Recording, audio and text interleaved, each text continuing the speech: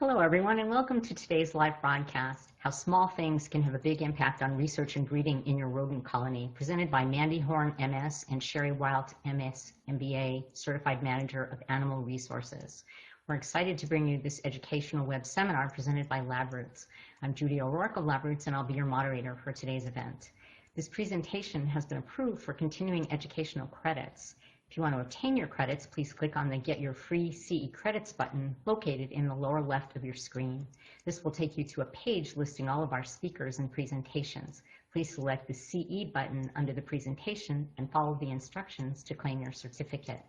Before we begin, I would like to remind everyone this event is interactive, and we encourage you to participate by submitting as many questions as you want at any time you want during the presentation. Just click on the Q&A button located in the lower left of the presentation window and type your question into the box that appears on the screen. We'll answer as many questions as we have time for at the end of the presentation. Also, please notice that you'll be viewing the presentation in the slide window. To enlarge the window, just click on the screen icon located in the lower right. And finally, if you have trouble seeing or hearing the presentation, please click on the support button at the top right of the presentation window, or you can use the Q&A button to let us know you're having a problem. Thank you. Now I'd like to introduce our speakers. Mandy Horn is supervisor of the North America Veterinary Science Research and Support Department at Envigo Research Models and Services. She also serves on the Institutional Animal Care and Use Committee. Mandy received a Master's of Science in Animal Sciences from Purdue University with a focus on ruminant nutrition and reproduction, after which she began her career in the laboratory animal industry. At Envigo RMS, her responsibilities include internal and external project management, model-related technical support, and health monitoring of internal colonies. Sherry Wildt is the Global Manager of Genetic Quality and Breeding at Envigo RMS. She received a bachelor's degree of science in biology, a master's of science in molecular genetics, and an MBA with a concentration in project management from Purdue University. Prior to Envigo, Sherry worked as a research scientist at Endocyte, where she was among the primary scientists working on a folate-targeted molecular imaging agent used to identify tumors that express folate receptors. With expertise in animal breeding, population genetics, and oncology research, Sherry has served as Envigo RMS's global breeding and genetics expert for 14 years. Please join me in welcoming Mandy Horn. I will now turn the presentation over to her.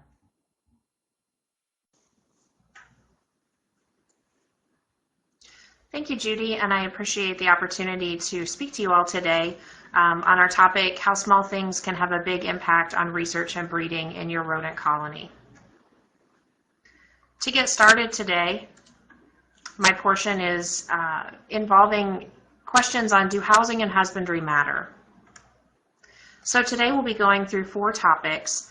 The first being why do housing and husbandry matter, and what impacts do these 2 topics have on animal welfare as well as research outcomes?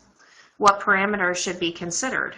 There's many different parameters, and we're going to discuss some of these more in depth, but our idea is to expose or draw attention to parameters that could be impactful to either your breeding or your research outcomes. Next, we'll look at a paper from 2003 which, from a management perspective, how are different parameters, more specifically noise, considered by many types of individuals within an animal institution? And based on these differences in thought, how can they be best managed? And then finally, we'll review 2 case studies, which will hopefully give you some more food for thought on some parameters that may or may not seem impactful, but at the outcome of your research, you will find that they do impact the end findings. So why do housing and husbandry matter? If we reference the guide, the design of animal facilities combined with appropriate animal housing and management are essential contributors to animal well-being, the quality of animal research and production, teaching or testing programs involving animals, and the health and safety of personnel. And further, the guide also considers that microenvironmental conditions can directly affect physiologic processes and behavior and may alter disease susceptibility. In addition, best practices also promote adherence to the 3 R's, further promoting good animal welfare. We have to be able to assess the environment and potential variables prior to experimental initiation. And we want to consider these so that we can potentially decrease the number of animals utilized, as well as potentially increase the frequency of reproducible results.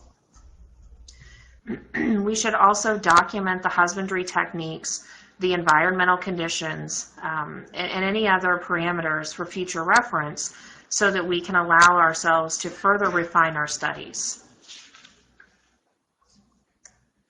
So what parameters should be considered? When I started to develop this presentation, I started to put together a list, and recognizing that this is certainly not an exhaustive list, there are quite a few parameters to consider that, that can impact not only your breeding but your research outcomes. And so as we look through this list, we can see not only positive but negative impacts of the different parameters on your research. For example, the literature supports that changes in bedding type can certainly impact the stress of an animal or even growth.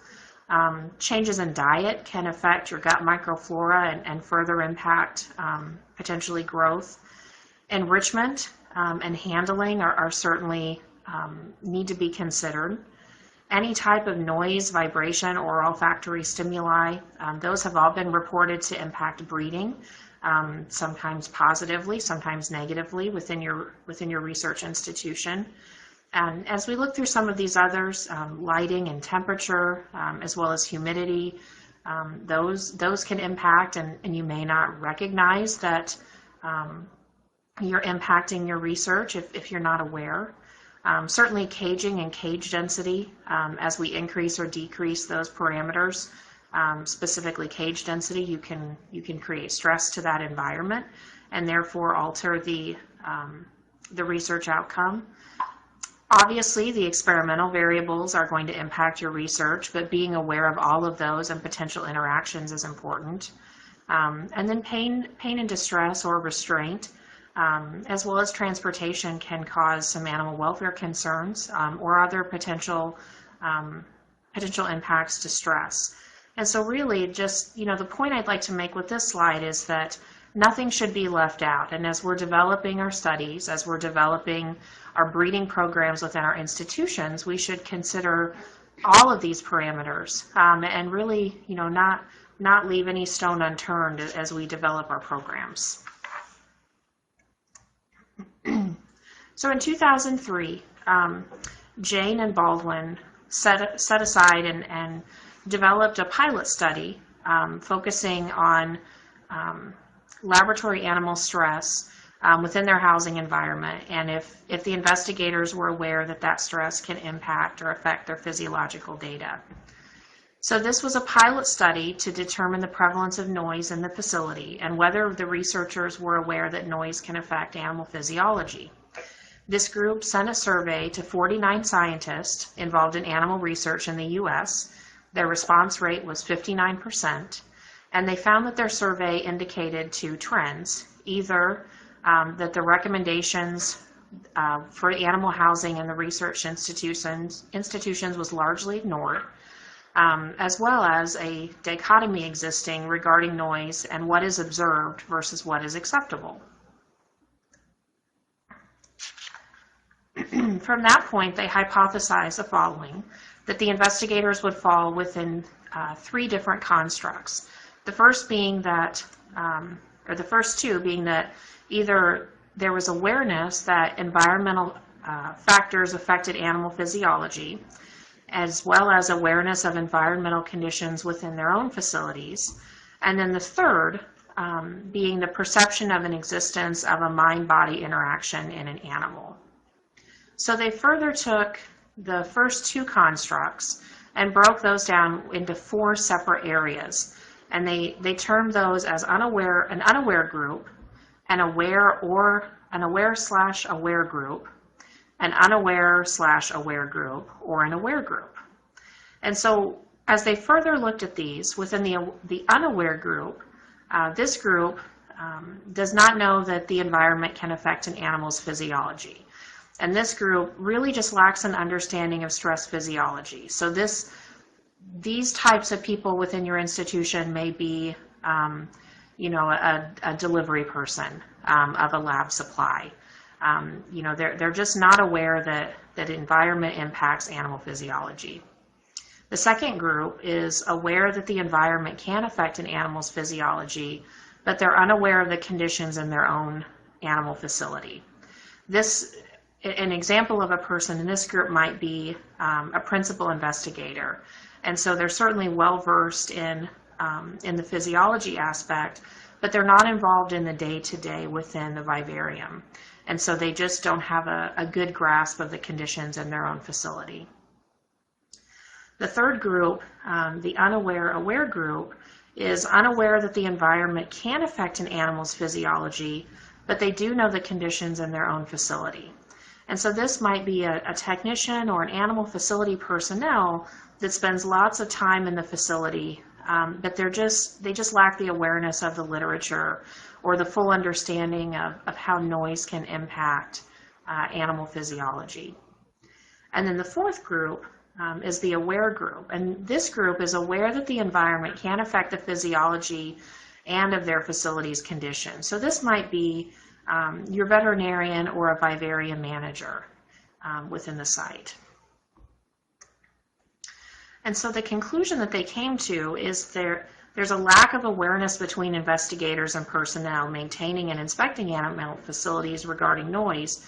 And you have to really be able to share knowledge throughout the facility so that you can adhere to the 3 R's and actually produce good research with reproducible data.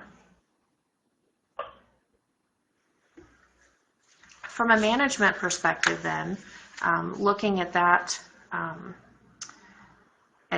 paper, we have to be aware that changes to housing and husbandry can affect or can impact research outcomes.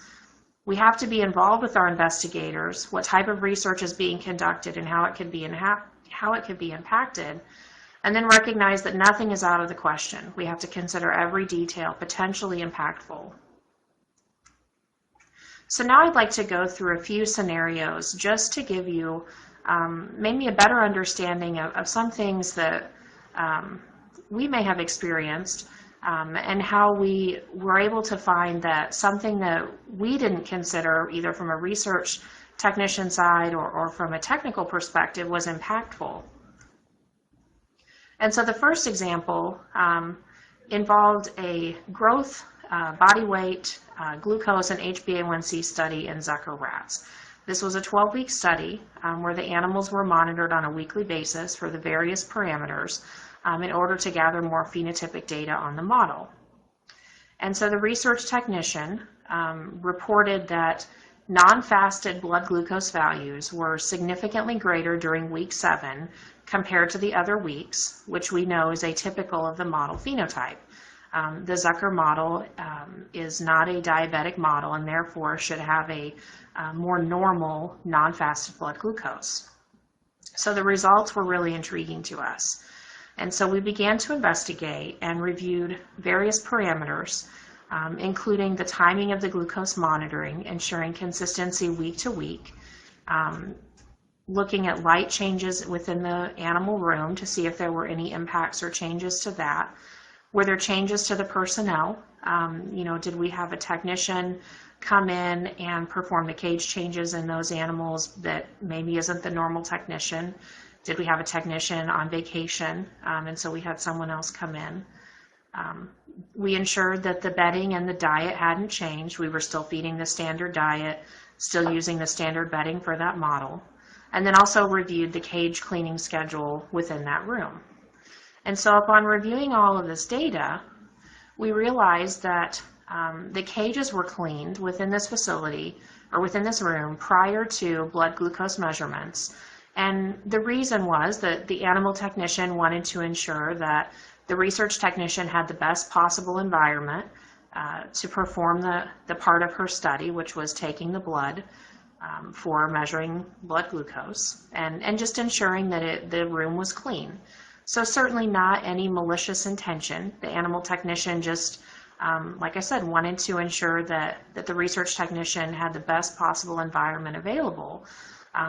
If we consider the paper that I referenced, the animal technician just wasn't aware of the impact that her work had on the outcome of the study.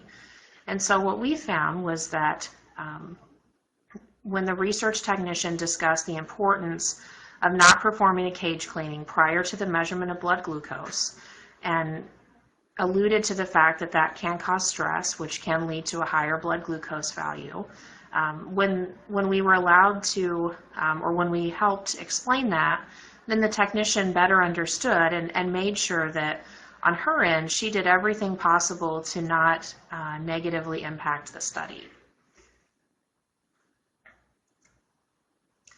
As another example, we found that we had a customer that was receiving time-mated Sprague Dawley rats at an early gestation for a number of years from the same in Vigo facility. And they called us and they were reporting that within some recent orders, they had findings of non-pregnant rats, either with resorptions. They were seeing increased cannibalization in animals that were delivering, or they were seeing death in the dams and or the pups. And so they were really concerned with what might be occurring on our end and looking to us to help them troubleshoot and work through those issues. So we did some investigating on our end, ensuring that there were changes to housing and husbandry, diet, things like that. And the customer also investigated at their institution. They involved their veterinary staff. They were looking at bedding and diet as well as cage type. They were considering animal technicians and any potential differences in animal technicians. They were looking at the overall vivarium. Were there any changes there? Any construction, any lighting changes, things like that, as well as external environmental changes, which as this person later found out, there was a new construction project nearby, right next door actually to their facility. And so what they found was that the construction project next to their vivarium involved a large amount of noise and vibration. And not only were they reporting issues with the timed mated animals they were receiving from us, but also their internal colonies leading to losses at their institution. And so for this one, unfortunately, the construction next door couldn't be stopped. However, they did have increased awareness and they did have some further discussions with this outside company and just on the impact of that construction project to their animal vivarium. As a third example, we have an immunodeficient animal model which previously exhibited young pup death. We performed an extensive root cause and found that the addition of a specific enrichment type reduced the pup death within this colony. So we had an issue, found the cause, and everything seemed to be going fine. However, we had a problem then with this model when the facility began to report an increased incidence of young pup death again. And so we initiated a second root cause, investigating multiple factors, including humidity within the flexible film isolator as well as the room, lighting, ensuring that the lighting cycles were 12 on, 12 off, where the isolator was located, was it in a quiet place, was it loud, were the animals being maintained on the correct diet as well as the correct bedding, had the enrichment changed, was there a vendor change with the enrichment, a change to the enrichment type. Similar to our first example, was there a change in the animal technician, or maybe a technician out on vacation and somebody was new, and as well as the genetic testing results from this model, was there something amiss with that?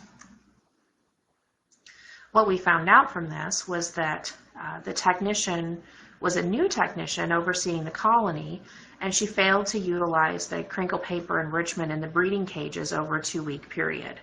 That time period was enough that resulted in an increase in pup death with the animal model. And so as a resolution, we again added the enrichment back to the breeding cages, and then had some retraining with this new model as far as the importance of the enrichment and how that really impacted the management and the success of the model. And as a final example, this one was a research study involving a compound administered through the water. And there was reported to be acute death in the study animals. However, they also reported or noted an increase in water consumption. So again, similar to the other investigations, diet, temperature, humidity, water bottle contents, etc., were all investigated and evaluated within the study. And what they concluded was that there was an increased temperature in the animal room, which resulted in increased water consumption. And because the compound was being dosed through the water, they were effectively overdosing the animals, which in the case of this compound resulted in animal death. And so the resolution was that operations adjusted the temperature to the appropriate range, and then the research technicians closely monitored the room temperature and water consumption during their studies.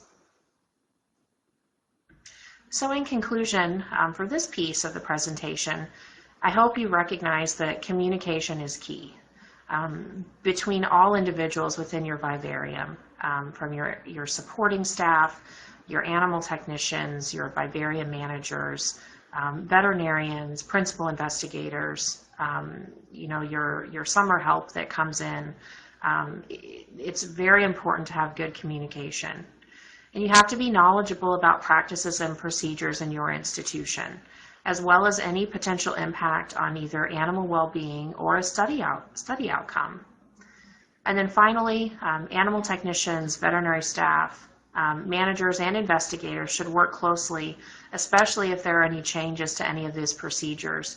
If a bedding type is changed, let's say due to a cost savings, we need to make sure, as a person in operations, that we're notifying the PI so that they can document that, and then if they would later report a change to, their research outcome, they could attribute that to the change in bedding. And so just ensuring that any change is reported and recorded and shared with, with everyone within the institution. And so with that, I will turn it over to my colleague Sherry to go over the next part.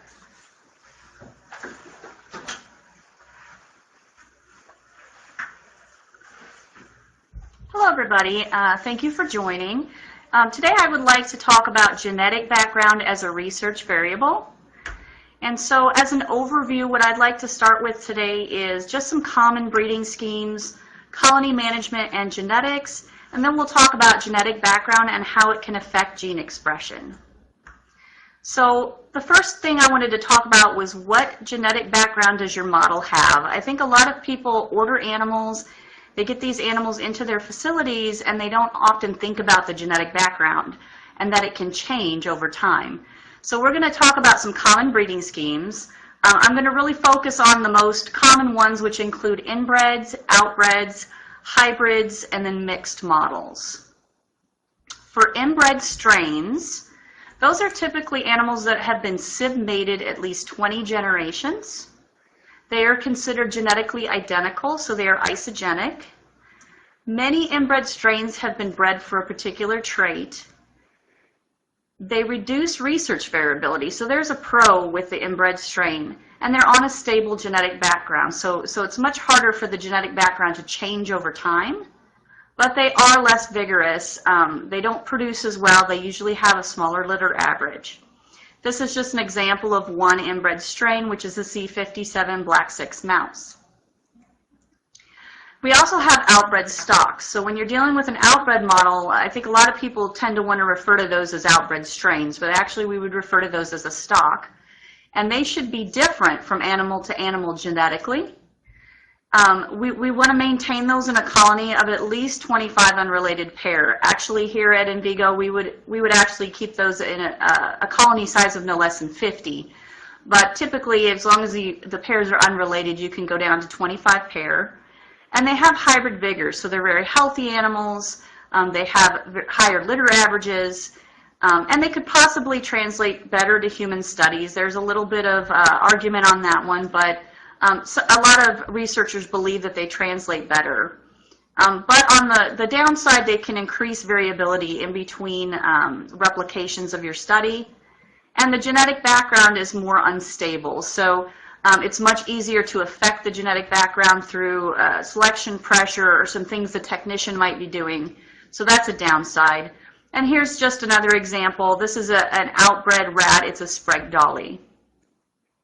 So we have another kind of model we call F1 hybrids. These result from crossing mice of two different inbred strains. They're heterozygous at all loci. So that makes them genetically and phenotypically uniform. So that's a pro. And they do have hybrid vigor as well. But unfortunately, that uniformity is only present in the F1 generation. If you go beyond the F1, then you start to get the genes to segregate, and you get different animals in the same litter genetically. And this is just an example of a CBA F1 hybrid mouse. And finally, we have mixed models. There's no real specific breeding scheme. There's no specific colony size. They're not really inbred, but they're not really outbred. And we often see these with genetically modified models. Typically, when you modify a model genetically, you're going to use a C57 black 6, and there's 129 involved as well. And so a lot of times we'll see models that are a mix of these two strains together, and people don't necessarily maintain a specific colony size. They just breed the animals and use the animals for their research without really thinking about the genetic background. So there's some other kinds of models that you may have come in contact with. Some are called congenic models. I won't go into the specific details of all of these, but there's also transgenics. We have targeted mutant models, and then spontaneous mutant models. So all of these models are models that have a gene or gene moved around. Perhaps it's a gene from a human onto a mouse, or perhaps it's a particular gene or mutation on one mouse strain that's been moved to another. So these are all specialized type of models. And I wanted to say a word about nomenclature. It's really important to follow proper rules for nomenclature. A lot of people are tempted to abbreviate. So they want to, for C57 black 6, for example, they might want to write C57 on the cage card. But it's really important to write out the whole nomenclature because it can tell you a lot about the model. And this is just an example. C57 black 6, if you see there's a / in the nomenclature. Whenever you see a / in your nomenclature, you know you're dealing with an inbred model. So what's nice about this is you don't really have to understand everything. It's sort of like, I call it the Rosetta Stone of nomenclature. If you know the slashes and the dashes and the dots, then you can usually tell what kind of model you're working with. Here's another example where you see a colon in the nomenclature. The colon means that it's an outbred. So as soon as you see that, you know you're immediately dealing with an outbred model. Here is a model that has a /, so immediately you know, seeing the /, it's an inbred model. But you also see a dot in the nomenclature, and when you see a dot, that means it's a congenic. So a particular mutation has been moved from one type of model to another. Here is a model where you see something in parentheses, which is typically, this would be a transgenic model, and you'll see TG, and then you'll see a bunch of letters and information at the end, and what that means is that it's an inbred, because you see the /, and it's a transgenic model. And this one in particular is on an FBB background. And then here's another example where you see, in superscripted, you'll see a TM. And what that means is it's a targeted mutant or a knockout.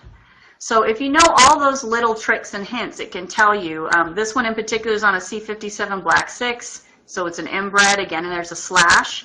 It's a knockout, and actually at the end it says it's on generation 5. So you can look up all the guidelines for nomenclature. At this particular website, this is the committee that makes the rules on how to do nomenclature. And I would encourage everybody to familiarize yourself with nomenclature because it really can tell you a lot about the model you're working with. So now that you know what you have to keep it that way. And genetic change is always working against us. There are two major ways that you can have genetic change happen in your colony. One is through genetic contamination, and one is through genetic drift. Genetic contamination is caused when you have an accidental mismating between two unrelated models. It can be identified through coat color changes typically, but you can also easily miss it. And when you miss it, it's usually because you have animals of the same coat color but a different strain in the same room, poor cage labeling or record keeping. You don't have a routine genetic monitoring program to catch a contamination if it did occur. And when you have outbred stocks, it can be very difficult to assess. It's sort of like a needle in a haystack to find the contamination. It can lead to inaccurate research data. And you can really lose years of research time, data, and money, especially if you have a model that is two different coat colors, they've contaminated each other, and you think your compound or you think your research is really working great, but it could be a function of the genetic change in the animal instead of whatever research that you're doing. So to prevent genetic contamination, you really need to know what you're starting with. So you aren't able to test against something until you actually know what your baseline is. Make sure you keep your coat colors separate. It's very important. And be sensitive to phenotypic changes. So if you see something in the animals that seems different in their behavior or anything that could be phenotypic, you should report that. You should keep good records. You should have a genetic testing program. Periodically, you should always test your animals to make sure they are the genetic background that they should be. And then genetic drift is another way that you can get change in your colony. This is due to spontaneous mutation. So genetic drift isn't something that we can stop. It's a natural process. But there are things you can do to kind of minimize it or to slow it down. So spontaneous mutations occur randomly throughout the genome. And they typically occur in non-coding DNA. But it can result in a phenotypic change occasionally because sometimes it does occur in coding DNA. This is caused often by selection pressure. So selection pressure is something that can happen, for example, when a technician is working with animals and they decide that they want to pick an animal that's giving all female litters or more females in the litter because that's what they're studying. Or they're selecting animals that have larger litters. They might select animals that look bigger or healthier, and all of that can cause pressure. And while you are selecting for a trait you want, you could be selecting against a trait that you want, or you could be introducing a trait that you don't want. So that's selection pressure. It can, again, lead to the elimination of a desired trait or an introduction of a non-desirable trait. And then the last part is bottlenecks. This is really for outbreds. That's when you breed closely related animals in an outbred colony and you lose alleles or you cause large changes in the frequency in which those alleles happen.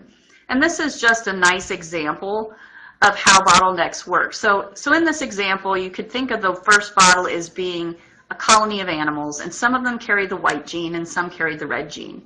And both of those are important in somebody's study.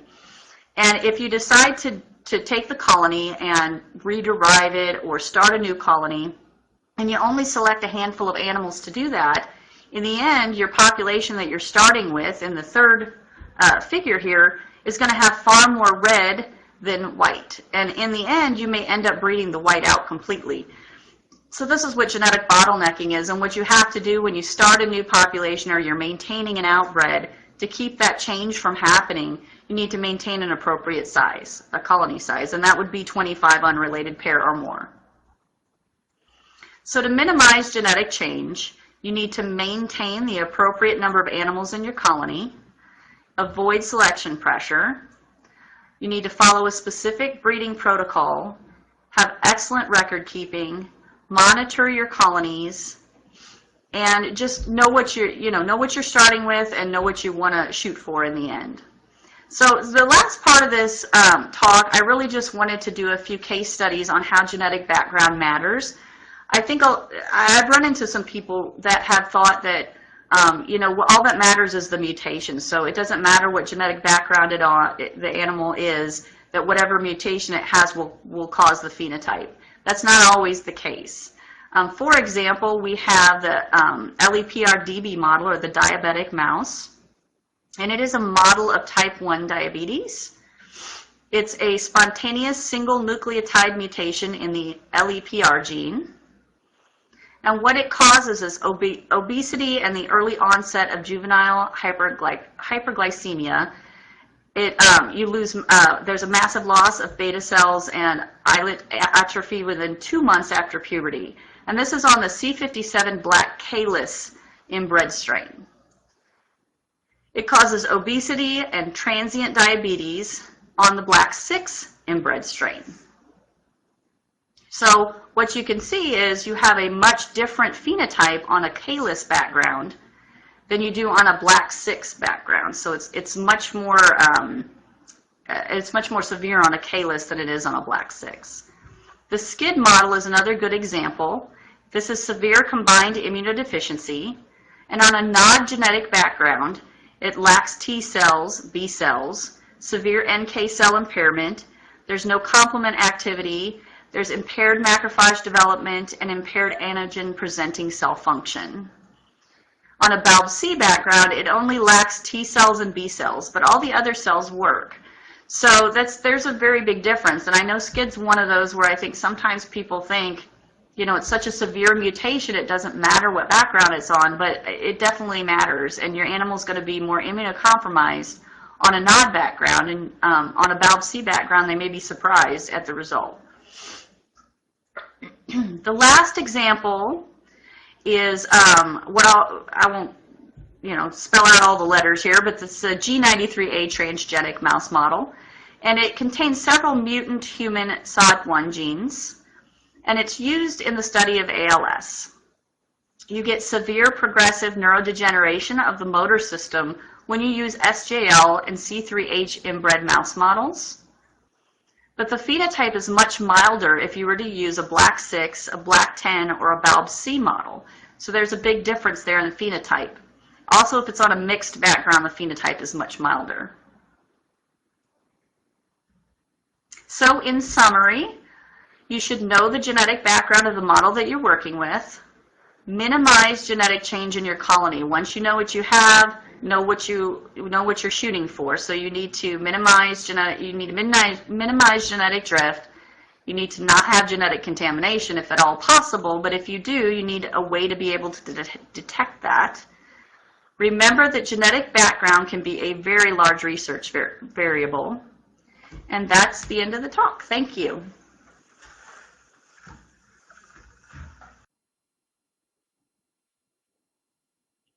Thank you both for your informative presentations. It's time for Q&A. If you have a question you'd like to ask Mandy Horn or Sherry Wildt, please do so now. Just click on the green Q&A button at the lower left of the presentation window, type your question into the box that appears on your screen, and click the send button. We'll answer as many questions as we have time for. Let's get started. Our first question is, do you have or know of a checklist to help in an investigation when problems are found, as in the pregnancy resorption example? So that's a really good question. We don't have a checklist per se. You know, within our department at Envigo, we provide technical support, and so something that we do is, you know, like I alluded to with this presentation, was we have a list of items that we'll go through. So, you know, we'll look at, you know, we'll start with husbandry and changes to animal technicians. We'll look at the animal model. Maybe even the genetics or the consistency of the animals that are coming out. We'll consider the bedding and the diet. You know, we'll look at temperature and humidity. You know, differences to cage density or construction or noise. So, you know, the one slide, you know, that listed all of the different parameters, that's kind of a good checklist, I'd say, or a good place to start. And really, you know, I think as you start to investigate these things, you know, you'll start to go through, and one item may lead to another. And so you may, you know, start looking at the animal technician and then recognize that the bedding changed, and then recognize that the cage density changed. And you may find a lot of different parameter changes as you go through it.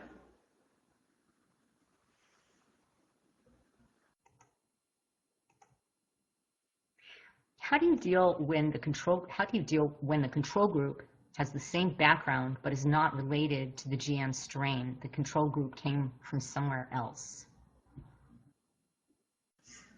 I'm sorry. What? Oh, okay, sorry. I think that's actually a really good question. It's difficult because doing genetic monitoring to check your control strain, the technology is there. There are panels that you can use, and I would suggest you can use panels that are a little bit deeper, that are going to give you a little bit more resolution to check, and you can compare the backgrounds of your transgenic strain to your control strain, but it doesn't really give you the whole picture. It can tell you if there are large changes in between the two models, but you would have to sequence the entire genome of both animals to tell if they're 100% the same. So my advice to people is always to try to get a control that comes from the same place as the background of the other model. But you can also use, if you're talking about vendors, for example, you can also use them as a resource, because we have a lot of information about the genetic background of the different substrains. So, for example, if you have a transgenic model that was on a Black 6 J model from Jackson, and you want to know if you can use an N as your control, that's something that we could give you information on and tell you what sort of things to expect, what sort of genetic differences there are. But there's not really a 100% great answer for that one. It is one that you struggle with, but I definitely think you should run at least some of the larger panels on some of those. We have panels that are 1,500 markers that are routinely run, but at least give you some idea that you're in the ballpark with your control strain.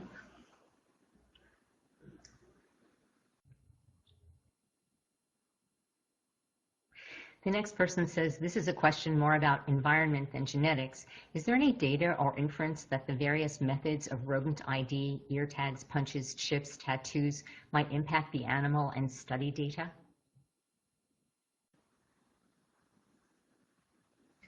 That's a good question. I'm not aware of any specifics. I would think that there could be some just looking at different levels of stress that a different a different identification method might have. Maybe one would create more acute stress than another. One may lead to more chronic stress as the animal's healing. And so certainly an acclimation period around the ID, the identification time period might be recommended. But that's, unfortunately that's not something I'm aware of in the literature, but I think it's an excellent question and something to consider, as part of your study.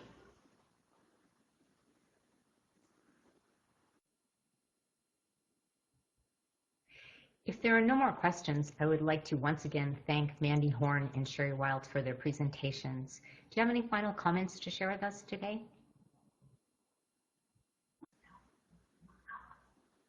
No, thank you again for the opportunity. And if there are questions afterwards, we'll certainly be able to take those.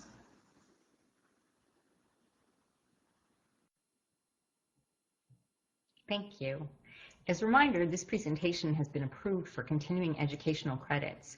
If you want to obtain the credits, please click on the Get Your Free CE Credits button located in the lower left of your screen. This will take you to a page listing all of our speakers and presentations. Please select the CE button under the presentation and follow the instructions to claim your certificate. Before we go, I want to let everyone know that today's webcast will be available for on-demand viewing through August 3rd, 2016. You'll receive an email from LabRoots letting you know when this webcast will be available for replay. Please share that announcement with your colleagues who may have missed today's live event. That's all for now. Thank you for joining us. We hope to see you again soon. Bye.